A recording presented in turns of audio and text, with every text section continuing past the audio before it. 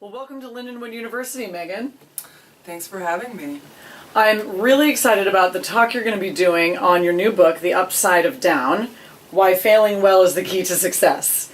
So what I want to know is how you got the idea for this book, since it's mixing so many different disciplines.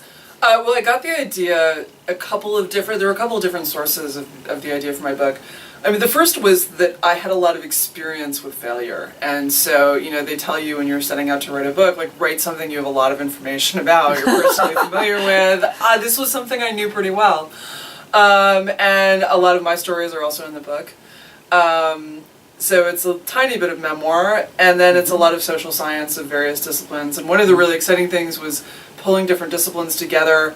The second place that I got the idea for the book was in 2005. I reported for The Economist on the U.S. bankruptcy reform. And what I hadn't understood until then was that the U.S. attitude towards failure is more complicated than the kind of binary way it's normally portrayed, where Europe is seen as being very caring and forgiving of failure, and the United States is seen as being cold-hearted and not protecting people. But in fact, our bankruptcy law is way more generous than any of those European states.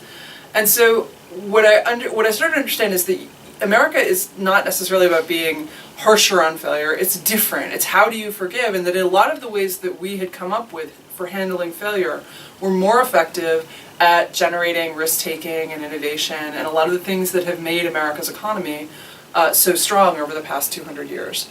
And that these things, when I started to think about that, then I started to look at other disciplines outside of bankruptcy law and economics.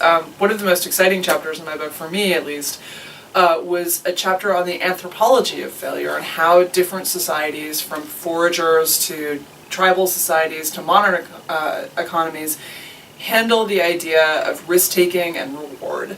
And that came about totally serendipitously. I had gone to the lab that Vernon Smith and Bart Wilson run at Chapman University in California to learn about experimental economics, and I happened to sit down with an anthropologist that they were working with on an experiment. I suddenly realized, wow, this actually tells us a lot about what our instincts are surrounding failure and risk-taking and justice and what people deserve, and that this is really its own chapter. And I sort of tried to shoehorn it in other chapters, and I thought, no, this is really a standalone chapter.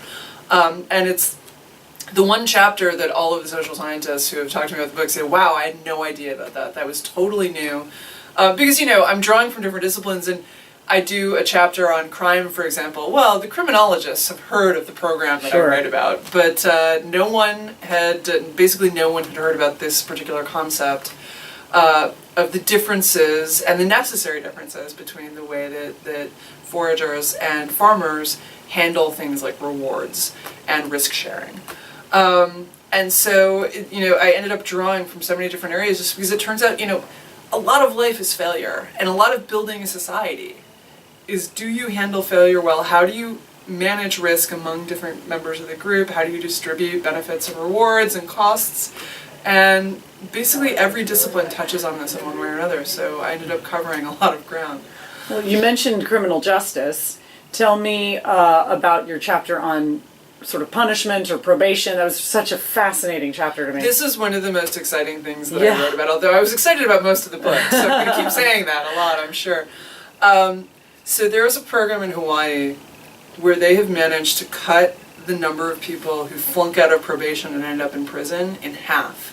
They're saving the state money, and they're producing better outcomes for the people in the program, as well as you think about every person that we send to prison, that person has family members who are also affected, children, spouses, parents.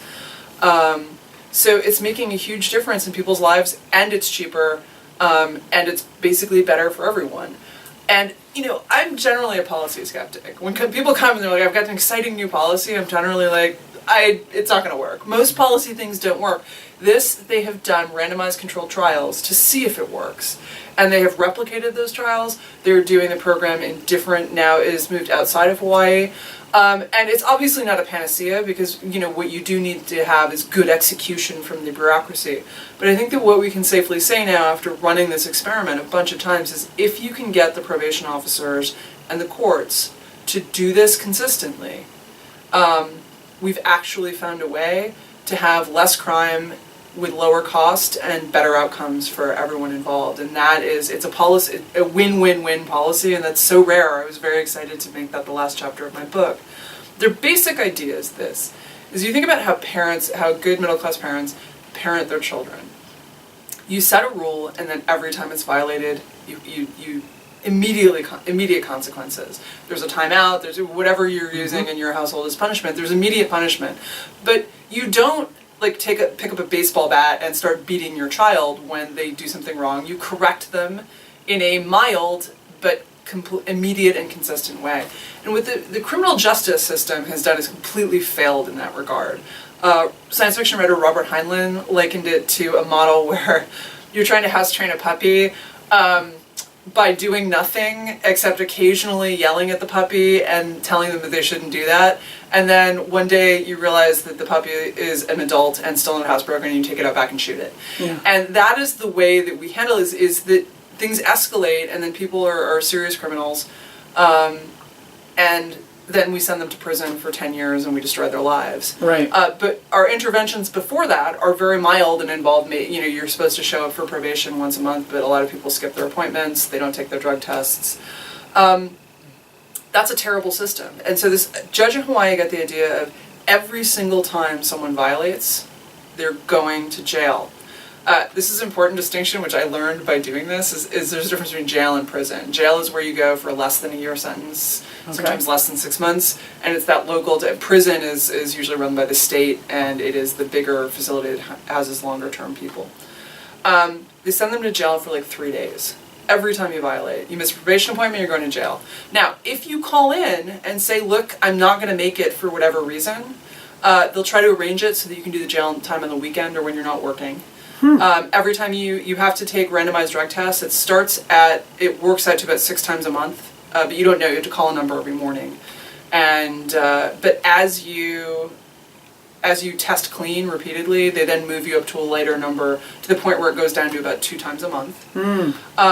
Every time you test dirty, you're going to jail, but for a very short period of time. And the insight was that by providing much lower consequences, but absolutely swift and certain, you can change the behavior of people on probation. And they saw that the number of people who were flunking dropped in half. And what we know, and I didn't unfortunately get to do this in the book because some of this research is just coming out, there's stronger and stronger research coming out showing that prison itself is criminogenic. Yeah. So if you send someone to prison, you are teaching them to be a good criminal for a lot of reasons, right? They're not in the workforce, so they've got a ding on their resume. They don't have any experience, they're cut off from their friends and family, and they're hanging out with other criminals for 3 or 5 years, and sharpening their skills, making new criminal connections. And when they get out, what are the resources they have at their disposal? Well, the thing they know how to do best is crime. And so by keeping people out of prison, keeping them in the workforce, keeping them connected to their families, we're actually not just sort of temporarily keeping them on probation and then, probation ends and they go back to their old ways. What we're actually doing is shifting them onto a track that is going to involve a lot more employment and stable lives and a lot less future as a career criminal. Is the issue with the bureaucracy something inherent in bureaucracy, or is it something about it being politically viable or politically not viable? This is something inherent in bureaucracy, which is that, every organization, there's a whole field of sociology called organizational ecology. Organizations are optimized to do what they do. If you think about this, right, over time they hire people who are like the people who are already there. The people who are unhappy there leave. And so at any given time, most of the employees who are at an organization like things the way they are, basically. They're good at doing what that organization does now. And they don't necessarily want to do anything different. And so this is something I write about in the chapter on pilot programs, is that there's a tendency to you have some small pilot program with top-notch researchers and a really dedicated chief who've started a new program and hired people and put them in, and they get some great result, right? Their diabetes patients are suddenly much more compliant and are not having so many crises. Their cholesterol control is better, hypertension. Medical fields, you see this a lot. The problem is then everyone looks at this and says, hey, that's great, let's do this nationwide.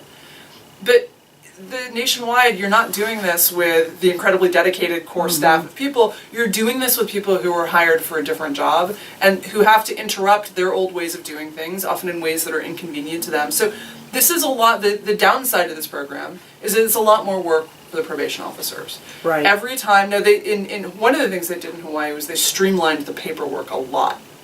But it means every single time you're tired, you want to go home, this guy rolled in at 4:50 and just tested dirty on a drug test, you have to arrange for a cop to come and pick him up and take him off. That thing is overcoming that inertia of forcing people to change who may have been doing this job for 25 years and have no interest in your program, and they don't care. That's the hardest task. And in Hawaii, you've got a visionary judge who really cares. As they've rolled it out, that bureaucratic inertia is becoming a harder nut to crack. But what we do know is that if they do it consistently, they can get these results. It's not special you got extra specially amazing probation officers there, whatever. It is just the simple model of consistency. Sanctions, but moderate sanctions, absolutely consistently applied. Yeah. Well, we could talk for hours, but thank you so much for joining us. Thank you.